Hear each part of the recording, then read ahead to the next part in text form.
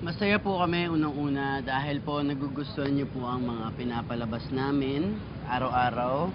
At gusto din po namin kayong pasalamatan dahil po tuloy-tuloy niyong sinusubaybayan ang aming mga episodes. At si Katrina po magsasalita eh. Masaya kasi maraming magandang feedback sa episode namin kagabi. And ayun, especially nga sa Twitter, maraming salamat po sa mga nagpa-trend and yung mga naka-appreciate namin kagabi.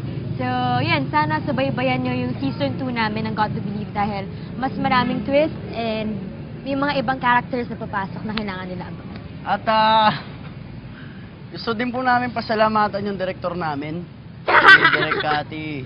Ang galing niyo po, Direk, at si Direk Richard, ang galing niyo, Direk Ricky, ang galing niyo po talaga. Salamat po, Direk. Salamat Pare, po. kamusta ka dyan? Gusto ko pong batiin si Jetro. Jet, kamusta tol? At sa lahat ng crowd namin, sa mga crew namin. Pare, bawas absent tayo. Thank you po sa inyo lahat. At Louie.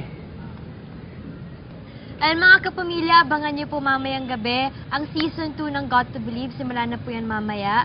So abangan niyo yung mga kinunan namin sa Singapore ng mga eksena and yung mga, yung story. Ibang-iba sa season 1. So sana kung paano niyo sinuportan yung season 1, ganun din po sa season 2. Opo, masaya po kami. Panoorin niyo po mamaya Salamat.